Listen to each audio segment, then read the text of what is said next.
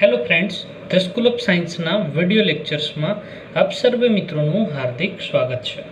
મિત્રો, આપણે આજે વાત કરીશું ધોરણ 12 વિષય જીવવિજ્ઞાન ચેપ્ટર નંબર 16 પર્યાવરણીય સમસ્યા.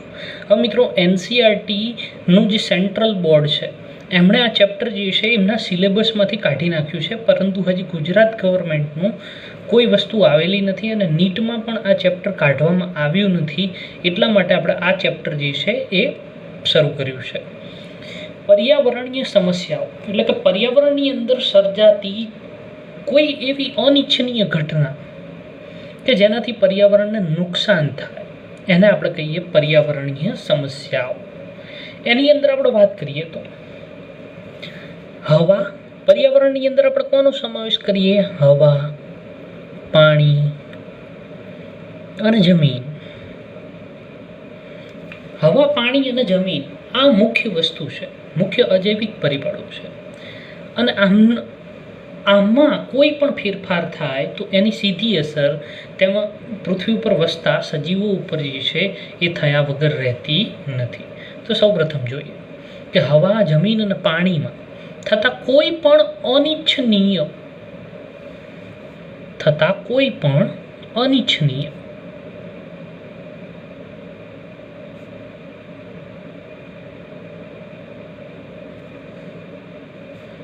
ભૌતિક, રાસાયણિક કે જૈવિક ફેરફાર કે જે મનુષ્યને પ્રત્યક્ષ કે પરોક્ષ રીતે, એ જ રીતે પ્રાણીને, વનસ્પતિને, આ બધાને ઔદ્યોગિક એકમો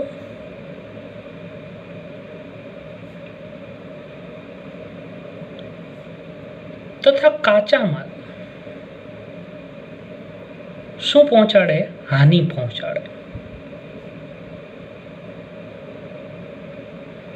તેને આપણે શું કહીએ? પ્રદૂષણ. હવે એવો પણ બીજી વ્યાખ્યા એવી પણ કરી શકાય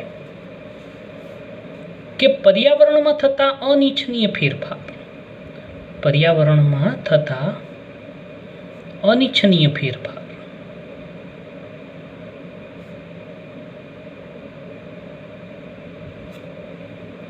જેને પ્રદૂષણ કહે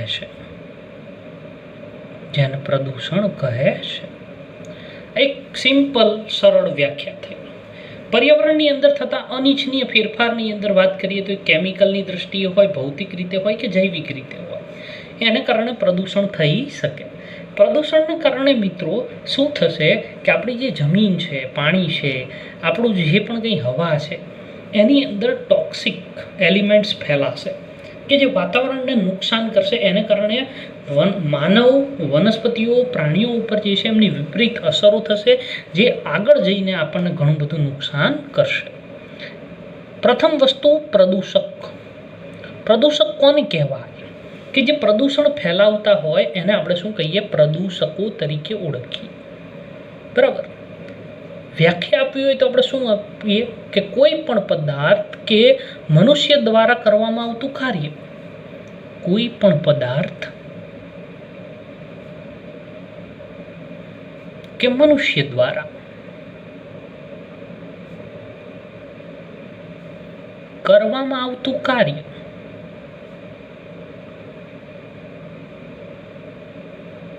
અથવા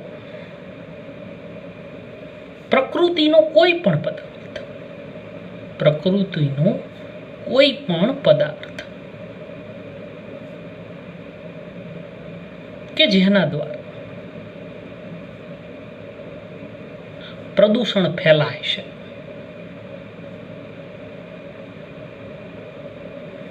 તેને શું કહેવાય? પ્રદૂષક. તેને પ્રદૂષકો કહે છે. કમ્પ્લીટ આ વાત થઈ પ્રદૂષકો વિશે. બરાબર. ઓકે, આગળ વાત કરીએ આપણે. પ્રદૂષકોને ઘણી બધી રીતે આપણે વહેંચી શકીએ. એમાં સૌથી પ્રથમ જે આપણે વાત કરવી છે અવિઘટનીય પ્રદૂષકો. સૌથી વધુ ખતરનાક કે જેમનું વિઘટન શક્ય નથી એવા પ્રદૂષકો અવિઘટનીય. સમજો, અવિઘટનીય, જેમનું વિઘટન શક્ય નથી એવા પ્રદૂષકો. બરાબર. અને જેમનું વિઘટન શક્ય ન હોય મિત્રો, વધુ પ્રમાણમાં ઝેરી હોય. બરાબર. તો પર્યાવરણમાં આ પ્રકારના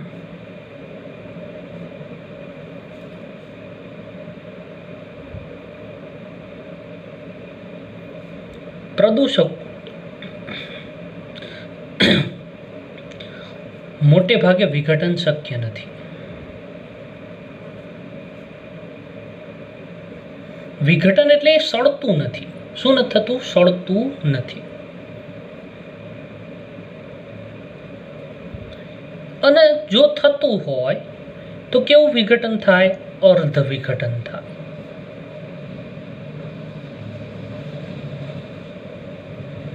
એક્ઝામ્પલ તરીકે આપણે લઈએ તો એલ્યુમિનિયમ પેક્ટેટ,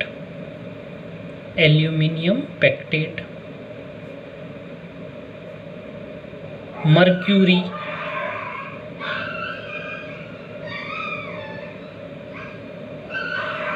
બરાબર, લોખંડ,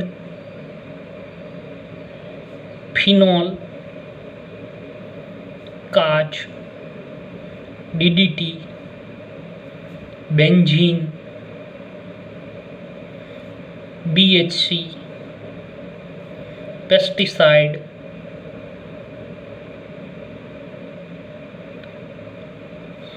હવે મિત્રો શું થાય સમજો. એલ્યુમિનિયમ પેક્ટેટ, મર્ક્યુરી, લોખંડ, ફિનોલ, કાચ, ડીડીટી, બેન્ઝીન, બીએચસી, પેસ્ટિસાઇડ વગેરે. આ બધા કેવા છે? અવિઘટનીય પ્રદૂષકો, જેમનું વિઘટન થતું નથી. હવે શું થશે કે જો વાતાવરણની અંદર આ હોય, દાખલા તરીકે તમે પેસ્ટિસાઇડનું એક્ઝામ્પલ આપો. જ્યારે વરસાદ થાય, હવે સમજી લો કે ખેડૂતે ખેતરની અંદર દવા છાંટી છે, પેસ્ટિસાઇડ છાંટી છે. હવે સમજો કે આખા વર્ષ દરમિયાન આ ખેતર ઉપર આ દવાના સ્પ્રે જે છે આ રીતે આમ થયેલા છે, તો આ જમીન ઉપર જે છે પેસ્ટિસાઇડ પડેલું હશે. હવે શું થશે કે જેવો વરસાદ આવશે એટલે આ પેસ્ટિસાઇડ ધોવાશે, અને ધોવાઈને ક્યાં જશે? નદીમાં જશે, સરોવરમાં જશે, તળાવની અંદર જશે. જે જગ્યાએ પાણીનો સંગ્રહ થતો હોય એ દરેક જગ્યાએ જશે. ત્યાંથી શું થશે? એ પર્યાવરણમાં જમા થાય. શું થાય? પર્યાવરણમાં જમા થાય. હવે પહેલી વસ્તુ આપણે શું વાત કરી હતી કે વિઘટન થતું નથી આવા પદાર્થોનું. બીજી વસ્તુ, એમની ઓછી સાંદ્રતા પણ હાનિકારક હોય. તેમની ઓછી સાંદ્રતા પણ કેવી હોય? હાનિકારક હોય. હાનિકારક હોય છે. જો સાંદ્રતા વધારે થાય તો વધુ હાનિકારક થાય છે, તો વધુ હાનિકારકતા સર્જાય છે. બીજું, એમના વિશે જો બીજી વાત કરીએ તો હવે આગળ આપણે વાત કરી કે કાર્બન ચક્ર, ફોસ્ફરસ ચક્ર, એ શું હતું? ચક્રીયકરણ હતું કાર્બનનું, ફોસ્ફરસનું. બરાબર. હવે અહીંયા આ તત્વો જે છે એમનું વિઘટન નથી થતું, એટલે એમનું શું નથી થતું? ચક્રીયકરણ થતું નથી. ચક્રીયકરણ કુદરતમાં એવી કોઈ સિસ્ટમ નથી કે જે આનું ચક્રીયકરણ કરી શકે, કારણ કે આવા પદાર્થોનું વિઘટન નથી થતું, એટલે એમનું ચક્રીયકરણની પ્રક્રિયા થતી નથી. બરાબર. હવે આપણે જોઈશું બીજા પ્રદૂષકો વિશે. આ બીજા પ્રદૂષકો એ કેવા છે? વિઘટનીય, જૈવ વિઘટનીય.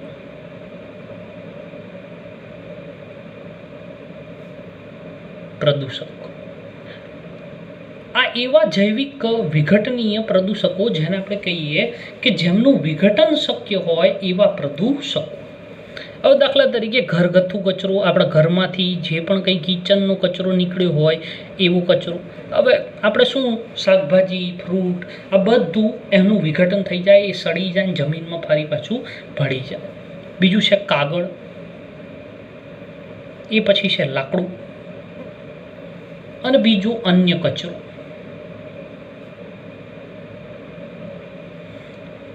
આ બધાનું શું થાય તો કે વિઘટન થાય. કોણ કરે? બેક્ટેરિયાનું ફૂગ સહેલાઈથી વિઘટન થાય સૂક્ષ્મ જીવો દ્વારા, સહેલાઈથી વિઘટન થાય.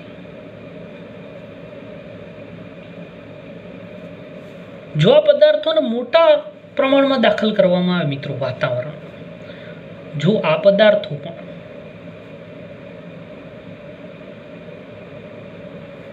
નો જથ્થો વધુ હોય તો એમનું વિઘટન શક્ય નથી.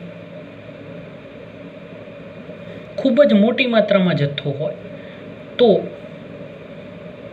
તેમનું પણ કેવું વિઘટન શક્ય નથી? સંપૂર્ણ વિઘટન શક્ય નથી. ઓકે. બીજું, તેથી વધારાના પદાર્થો વાતાવરણને શું કરે?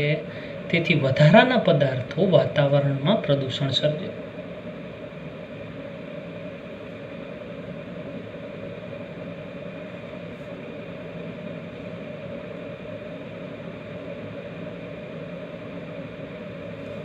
ત્રીજો પોઈન્ટ આપણે વાત કરવી છે પ્રાથમિક પ્રદૂષકો વિશે.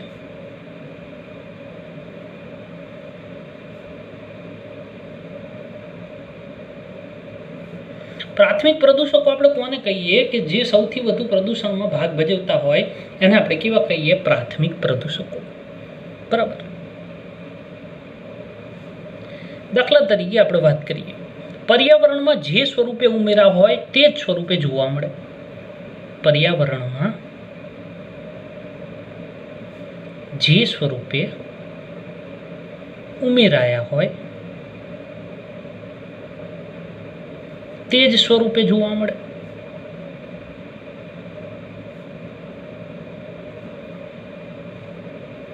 એમના એક્ઝામ્પલ વિશે વાત કરીએ. DDT, carbon monoxide. બરાબર. તો આ થયા પ્રાથમિક પ્રદૂષક. હવે વાત કરીએ આપણે દ્વિતીય પ્રદૂષક વિશે. કયા પ્રદૂષક? દ્વિતીય પ્રદૂષક.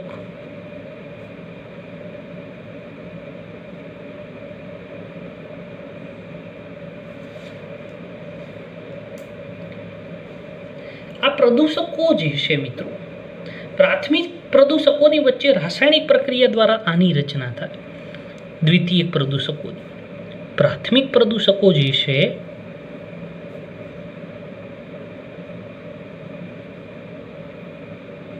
રાસાયણિક પ્રક્રિયા થાય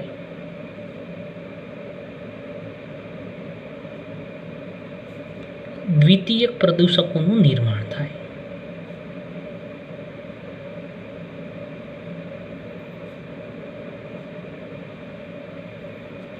એક્ઝામ્પલ તરીકે વાત કરું તો પ્રકાશ રાસાયણિક ધુમ્મસ. પ્રકાશ રાસાયણિક ધુમ્મસ.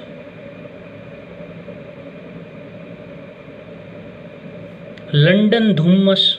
લંડન ધુમ્મસ શું છે એ હું તમને પછી કહીશ મિત્રો. બીજું છે પાન અને O3. બરાબર. આ જે છે એ બધા શું છે? દ્વિતીય પ્રદૂષકો. હવે એક વસ્તુ વિશે વાત કરવી છે, સંકર્મ. સંકર્મ શું છે? તો કે દ્વિતીયક પ્રદૂષકોના નિર્માણને સંકર્મ તરીકે ઓળખવામાં આવે. કોના? દ્વિતીયક પ્રદૂષકોના નિર્માણને.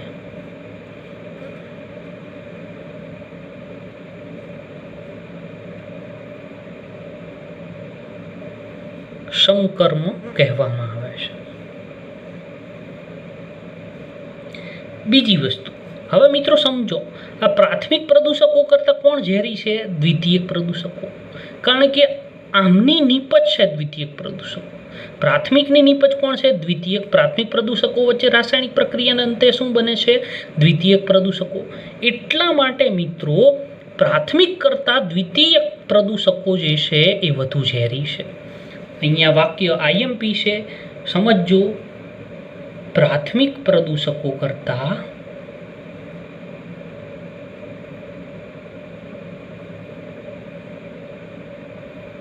દ્વિતીયક પ્રદૂષક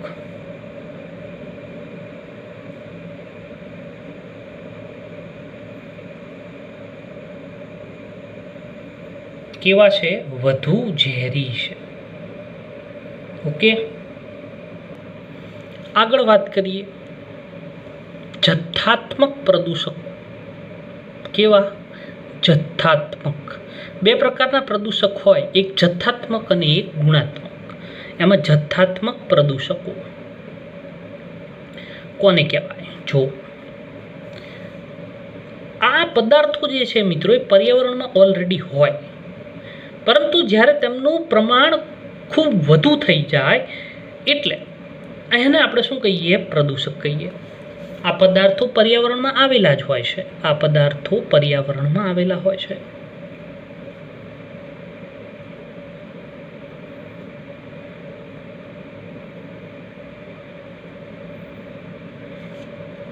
ન સમજાય તો સમજો. પર્યાવરણમાં ઓલરેડી છે, પરંતુ એમનું શું થાય છે? જથ્થો વધે છે. જથ્થો વધવાના કારણે આપણે એમને શું કહીએ છીએ? જથ્થાત્મક પ્રદૂષકો. બરાબર. પરંતુ જ્યારે તેમનું પ્રમાણ મહત્તમ મૂલ્ય કરતા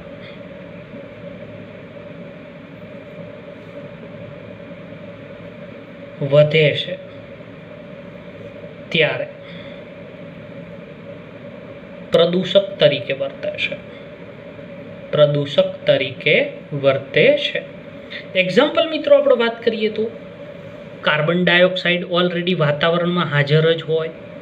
નાઇટ્રોજન ઓક્સાઇડ, આ બંને વસ્તુ ઓલરેડી વાતાવરણમાં હાજર જ છે, પરંતુ એમનું મૂલ્ય વધે, એમની જે પ્રમાણ વધે ત્યારે એ પ્રદૂષક તરીકે વર્તે છે. ઓકે. બીજું પ્રદૂષણ મિત્રો, ગુણાત્મક પ્રદૂષણ. કેવું? ગુણાત્મક.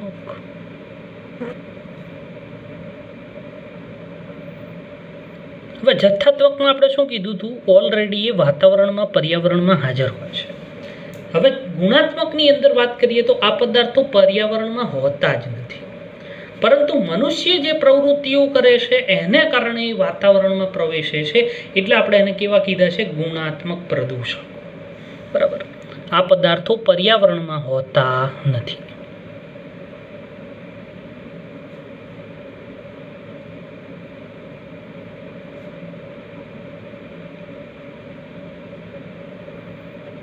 પરંતુ મનુષ્યની પ્રવૃત્તિ દ્વારા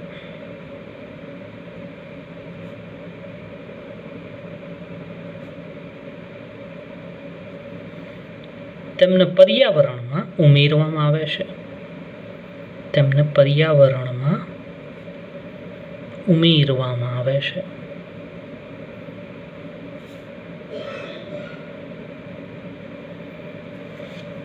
એક્ઝામ્પલ આપણે વાત કરીએ તો ખેડૂતો ખેતરોની અંદર ફંજીસાઇડ એટલે કે ફૂગનાશકનો ઉપયોગ કરે છે.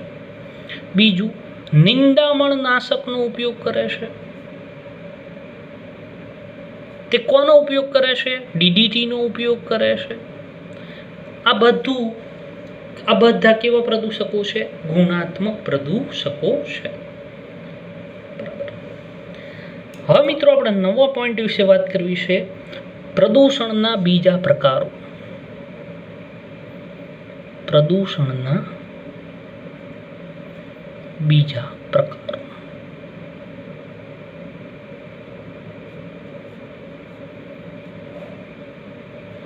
એની અંદર વાત કરીએ તો પ્રથમ પ્રદૂષણ જે છે પ્રાકૃતિક પ્રદૂષણ. કયું પ્રદૂષણ? પ્રાકૃતિક પ્રદૂષણ. પ્રકૃતિ દ્વારા જે ફેલાતું હોય, કુદરતી સ્ત્રોતો દ્વારા ફેલાતું હોય, એવા પ્રદૂષણને આપણે કેવું કહીએ? પ્રાકૃતિક પ્રદૂષણ કહીએ છીએ. કોના દ્વારા? કુદરતી સ્ત્રોતો દ્વારા. કુદરતી સ્ત્રોત આપણે એક્ઝામ્પલ લઈએ, જેવા કે ઢોર. હવે તમને એ પ્રશ્ન થાય કે અહીંયા ઢોર કઈ રીતે પ્રદૂષણ કરે. હવે મિત્રો તમને આપણે 11મા ધોરણની અંદર વાત કરી ગયા કે ઢોરના આમાશયની અંદર એક બેક્ટેરિયા છે જેને આપણે કહીએ છીએ મિથેનોજેન્સ, જે શું ઉત્પન્ન કરે? મિથેન ઉત્પન્ન કરે. મિથેન શું છે? એ પ્રદૂષણ કરતો વાયુ છે, બરાબર. બીજું એ જ રીતે ઢોર અને ડાંગરના ખેતર જે છે મિત્રો, એમાંથી કુદરતી રીતે કોનું ઉત્પાદન થાય છે? મિથેનનું ઉત્પાદન થાય છે. કમ્પ્લીટ. બંને વસ્તુ એક જ છે, પ્રક્રિયા જે છે એ બંનેની અલગ અલગ છે. ઓકે. ડાંગરના ખેતરમાંથી મેળવવામાં આવતો શું? મિથેન. જંગલની આગ, જંગલની અંદર ઘણી રીતે મિત્રો આગ લાગે. દાવાનળ ફાટી નીકળે, 2 પર્ણો ઘસાય, એને કારણે આગ લાગે. જ્વાળામુખીને કારણે લાગી શકે, માનવ સર્જિત રીતે આગ લાગી શકે, એને કારણે પ્રદૂષણ ફેલાય. હમણાં જ મિત્રો અમેરિકાની અંદર લાગી 2 કે 4 દિવસ પહેલા. આની પહેલા ઓસ્ટ્રેલિયાની અંદર હજારો એકરની અંદર ફેલાયેલું જંગલ જે છે એમાં પ્રાણીઓનો અને જે છે એ વૃક્ષોનો નાશ થયો આગ લાગવાને કારણે. બીજું છે માનવ સર્જિત પ્રદૂષણ.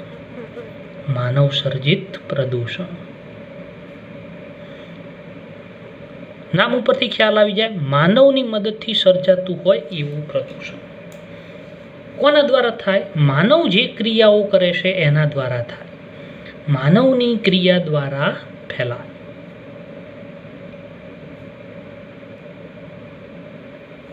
બરાબર. હવે મિત્રો આપણે 2 વસ્તુ વિશે વાત કરીશું, નકારાત્મક પ્રદૂષણ અને હકારાત્મક પ્રદૂષણ. એમાં પ્રથમ જોઈએ નકારાત્મક પ્રદૂષણ.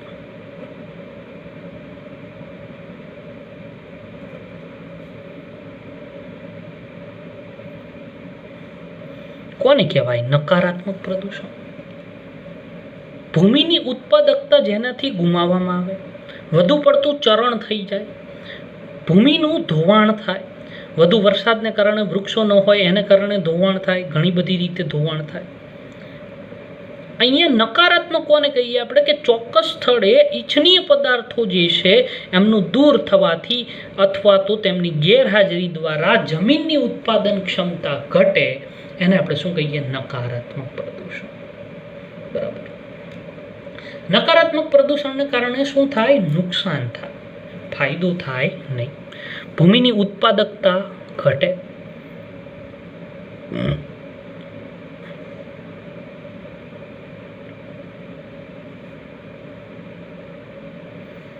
એક્ઝામ્પલ, ચરણ થઈ જાય, જમીનનું ધોવાણ થાય. બરાબર. શેના કારણે? કે ચોક્કસ સ્થળે ઇચ્છનીય પદાર્થોના દૂર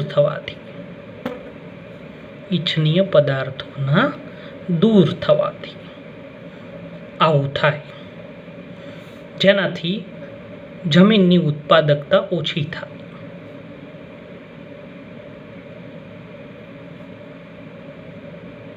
હવે તમને એવું કોઈ પૂછે કે નકારાત્મક પ્રદૂષણ થાય તો એની અસર કેવી થાય? ખરાબ થાય, એટલે માઇનસ થાય.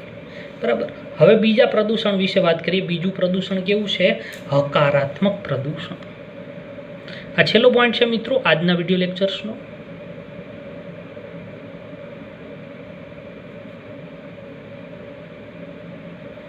હકારાત્મક પ્રદૂષણ કોને કહેવાય? તો કે ખોટી જગ્યાએ. કેવી જગ્યાએ? ખોટી જગ્યાએ અનિચ્છનીય પદાર્થોની હાજરી.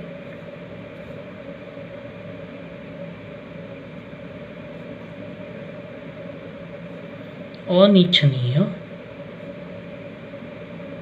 પદાર્થોની હાજરી.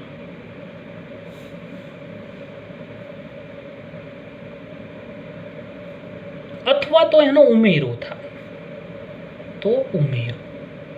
એના કારણે શું થાય? ભૂમિની ફળદ્રુપતા ઘટે.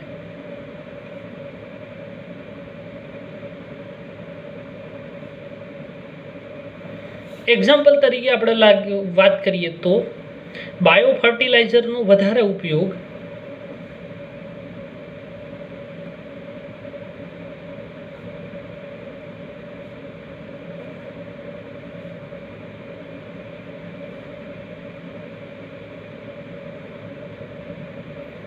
હવે તમને પ્રશ્ન થશે કે જૈવિક ખાતરથી તો જમીનની ફળદ્રુપતા વધે, પરંતુ અહીંયા શું થાય કે આમાં નકામા પદાર્થો એડ થાય. નકામા પદાર્થો ભૂમિનું શું કરે? પૂરણ કરે, ફિલિંગ કરે.